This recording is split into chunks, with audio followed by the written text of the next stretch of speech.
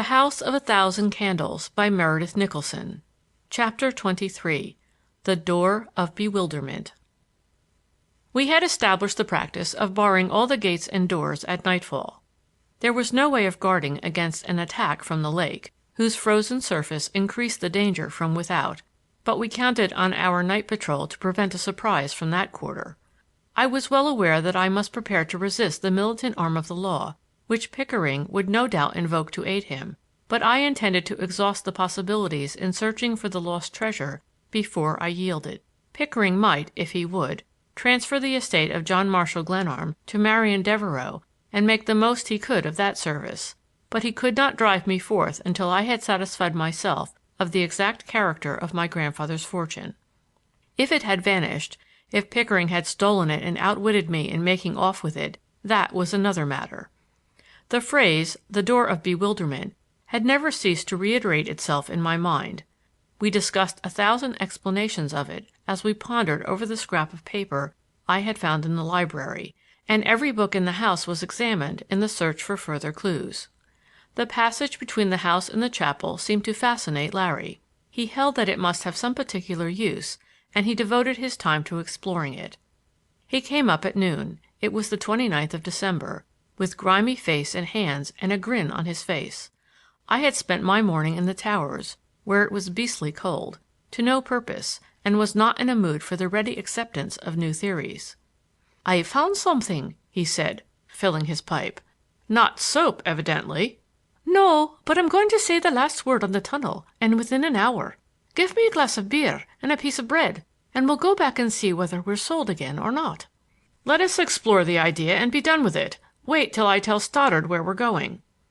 The chaplain was trying the second-floor walls, and I asked him to eat some luncheon and stand guard while Larry and I went to the tunnel. We took with us an iron bar, an axe, and a couple of hammers. Larry went ahead with a lantern. "You see," he explained as we dropped through the trap into the passage, "I've tried a compass on this tunnel and find that we've been working on the wrong theory. The passage itself runs a straight line from the house under the gate to the crypt. The ravine is a rough crescent shape, and for a short distance the tunnel touches it. How deep does that ravine average? About 30 feet? "Yes, it's shallowest where the house stands. It drops sharply from there on to the lake." "Very good. But the ravine is not all on the Glenarm side of the wall, isn't it? Now, when we get under the wall, I'll show you something." "Here we are," said Larry, as the cold air blew in through the hollow posts. "Now we're pretty near that sharp curve of the ravine that dips away from the wall. Take that lantern while I get out the compass. What do you think that C on the piece of paper means? Why, chapel, of course. I have measured the distance from the house, the point of departure, we may assume, to the chapel, and 3/4 of it brings us under those beautiful posts. The directions are as plain as daylight. The passage itself is your N.W., as the compass proves, and the ravine cuts close in here. Therefore, our business is to explore the wall on the ravine side." "Good. But this is just wall here, earth with a layer of brick and a thin coat of cement. A nice job it must have been to do the work, and it cost the price of a tiger hunt," I grumbled. "Take heart, lad, and listen." And Larry began pounding the wall with a hammer, exactly under the north gate-post. We had sounded everything in and about the house until the process bored me. "Hurry up and get through with it," I jerked impatiently, holding the lantern at the level of his head. It was sharply cold under the posts, and I was anxious to prove the worthlessness of his idea and be done. Thump, thump. "There's a place here that sounds a trifle off-key. You try it." I snatched the hammer and repeated his soundings. Thump, thump. There was a space about 4 feet square in the wall that certainly gave forth a hollow sound. "Stand back!" exclaimed Larry eagerly. "Here goes with the axe." He struck into the wall sharply, and the cement chipped off in rough pieces, disclosing the brick beneath. Larry paused when he had uncovered a foot of the inner layer and examined the surface. "They're loose. These bricks are loose, and there's something besides earth behind them." I snatched the hammer and drove hard at the wall. The bricks were set up without mortar, and I plucked them out and rapped with my knuckles on a wooden surface. Even Larry grew excited as we flung out the bricks. "Ah, lad," he said, "the old gentleman had a way with him. He had a way with him." A brick dropped on his foot, and he howled in pain. "Bless the old gentleman's heart! He made it as easy for us as he could. Now for the Glenarm millions. Red money, and all piled up for the ease of counting it. £1,000 in every pile." "Don't be a fool, Larry," I coughed at him, for the brick dust and the smoke of Larry's pipe made breathing difficult. "That's all the loose brick. Bring the lantern closer." And we peered through the aperture upon a wooden door, in which strips of iron were deep set. It was fastened with a padlock, and Larry reached down for the axe. "Wait," I called, drawing nearer with the lantern. "What's this?" The wood of the door was fresh and white, but burned deep on the surface in this order were the words, "The Door of Bewilderment." "There are dead men inside, I dare say. Here, my lad, it's not for me to loose the family skeletons."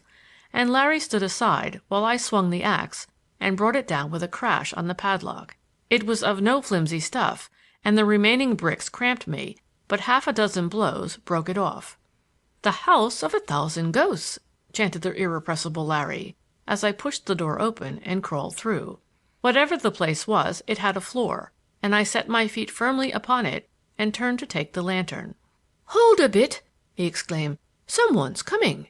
And bending toward the opening, I heard the sound of steps down the corridor. In a moment Bates ran up, calling my name with more spirit than I imagined possible in him. "What is it?" I demanded, crawling out into the tunnel. "It's Mr. Pickering. The sheriff has come with him, sir." As he spoke his glance fell upon the broken wall and open door. The light of Larry's lantern struck full upon him. Amazement, and I thought a certain satisfaction, were marked upon his countenance. "Run along, Jack. I'll be up a little later," said Larry. "If the fellow has come in daylight with the sheriff, he isn't dangerous. It's his friends that shoot in the dark that give us the trouble." I crawled out and stood upright. Bates, staring at the opening, seemed reluctant to leave the spot. "You seem to have found it, sir," he said. I thought a little chokingly. His interest in the matter nettled me, for my first business was to go above for an interview with the executor, and the value of our discovery was secondary. "Of course we have found it!" I ejaculated, brushing the dust from my clothes. "Is Mr. Stoddard in the library?" "Oh, yes, sir. I left him entertaining the gentlemen." "Their visit is certainly most inopportune," said Larry. "Give them my compliments, and tell them I'll be up as soon as I've articulated the bones of my friend's ancestors." Bates strode on ahead of me with his lantern, and I left Larry crawling through the new-found door as I hurried toward the house. I knew him well enough to be sure he would not leave the spot until he had found what lay behind the Door of Bewilderment. "You didn't tell the callers where you expected to find me, did you?" I asked Bates, as he brushed me off in the kitchen. "No, sir. Mr. Stoddard received the gentleman. He rang the bell for me, and when I went into the library he was saying, 'Mr. Glenarm is at his studies. Bates,' he says, 'kindly tell Mr. Glenarm that I'm sorry to interrupt him, but won't he please come down?' I thought it rather neat, sir, considering his clerical office. I knew you were below somewhere, sir. The trap door was open, and I found you easily enough." Bates' eyes were brighter than I had ever seen them. A certain buoyant note gave an entirely new tone to his voice. He walked ahead of me to the library door, threw it open, and stood aside. "Here you are, Glenarm," said Stoddard. Pickering and a stranger stood near the fireplace in their overcoats. Pickering advanced and offered his hand, but I turned away from him without taking it. His companion, a burly countryman, stood staring, a paper in his hand. "The sheriff," Pickering explained, "and our business is rather personal." He glanced at Stoddard, who looked at me. "Mr. Stoddard will do me the kindness to remain," I said, and took my stand beside the chaplain. "Oh!" Pickering ejaculated scornfully. "I didn't understand that you had established relations with the neighboring clergy. Your taste is improving, Glenarm." "Mr. Glenarm is a friend of mine," remarked Stoddard quietly. "A very particular friend," he added. "I congratulate you both." I laughed.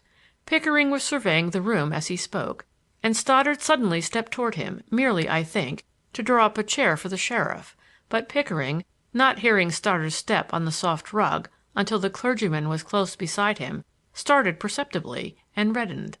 It was certainly ludicrous, and when Stoddard faced me again he was biting his lip. "Pardon me," he murmured. "Now, gentlemen, will you kindly state your business? My own affairs press me." Pickering was studying the cartridge boxes on the library table. The sheriff, too, was viewing the effects with interest, not, I think, unmixed with awe. "Glenarm, I don't like to invoke the law to eject you from this property, but I am left with no alternative. I can't stay out here indefinitely, and I want to know what I'm to expect." "That's a fair question," I replied. "If it were merely a matter of following the terms of the will, I should not hesitate or be here now. But it isn't the will or my grandfather that keeps me. It's the determination to give you all the annoyance possible, to make it hard, and mighty hard, for you to get hold of this house until I have found out why you are so much interested in it." "You always had a grand way in money matters. As I told you before you came out here, it's a poor stake. The assets consist wholly of this land and this house, whose quality you have had an excellent opportunity to test. You have doubtless heard that the country people believe there is money concealed here, but I dare say you have exhausted the possibilities. This is not the first time a rich man has died, leaving precious little behind him." "You seem very anxious to get possession of a property that you call a poor stake," I said. "A few acres of land, a half-finished house, and an uncertain claim upon a schoolteacher." "I had no idea you would understand it," he replied. "The fact that a man may be under oath to perform the solemn duties imposed upon him by the law would hardly appeal to you. But I haven't come here to debate this question. When are you going to leave?" "Not till I'm ready, thanks." "Mr. Sheriff, will you serve your writ?" he said, and I looked to Stoddard for any hint from him as to what I should do. "I believe Mr. Glenarm is quite willing to hear whatever the sheriff has to say to him," said Stoddard. He stepped nearer to me as though to emphasize the fact that he belonged to my side of the controversy, and the sheriff read an order of the Wabana County Circuit Court directing me immediately to deliver the house and grounds into the keeping of the executor of the will of the estate of John Marshall Glenarm. The sheriff rather enjoyed holding the center of the stage, and I listened quietly to the unfamiliar phraseology. Before he had quite finished, I heard a step in the hall, and Larry appeared at the door, pipe in mouth. Pickering turned toward him, frowning, but Larry paid not the slightest attention to the executor, leaning against the door with his usual tranquil unconcern. "I advise you not to trifle with the law, Glenarm," said Pickering angrily. "You have absolutely no right whatever to be here, and these other gentlemen, your guests, I suppose, are equally trespassers under the law." He stared at Larry, who crossed his legs for greater ease in adjusting his lean frame to the door. "Well, Mr. Pickering, what is the next step?" asked the sheriff, with an importance that had been increased by the legal phrases he had been reading. "Mr. Pickering," said Larry, straightening up and taking the pipe from his mouth, "I am Mr. Glenarm's counsel.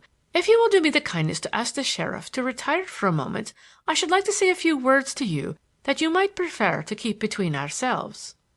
I had usually found it wise to take any cue Larry threw me, and I said, "Pickering, this is Mr. Donovan, who has every authority to act for me in the matter." Pickering looked impatiently from one to the other of us. "You seem to have the guns, the ammunition, and the numbers on your side," he observed dryly. "The sheriff may wait within call," said Larry, and at a word from Pickering the man left the room. "Now, Mr. Pickering," Larry spoke slowly, "as my friend has explained the case to me, the assets of his grandfather's estate are all accounted for. The land hereabouts, this house, the $10,000 in securities, and a somewhat vague claim against a lady known as Sister Theresa, who conducts St. Agatha's School. Is that correct?" "I don't ask you to take my word for it, sir," rejoined Pickering hotly. "I have filed an inventory of the estate, so far as found, with the proper authorities." "Certainly. But I merely wish to be sure of my facts for the purpose of this interview, to save me the trouble of going to the records. And moreover, I am somewhat unfamiliar with your procedure in this country. I am a member, sir, of the Irish bar. Pardon me, but I repeat my question." "I have made oath, that is, I trust, sufficient enough for a member of the Irish bar." "Quite so, Mr. Pickering," said Larry, nodding his head gravely. He was not, to be sure, a presentable member of any bar, for a smudge detracted considerably from the appearance of one side of his face. His clothes were rumpled and covered with black dust, and his hands were black. But I had rarely seen him so calm. He recrossed his legs, peered into the bowl of his pipe for a moment, then asked, as quietly as though he were soliciting an opinion of the weather. "Will you tell me, Mr. Pickering, whether you yourself are a debtor of John Marshall Glenarm's estate?" Pickering's face grew white, and his eyes stared, and when he tried suddenly to speak his jaw twitched. The room was so still that the breaking of a blazing log on the andirons was a pleasant relief.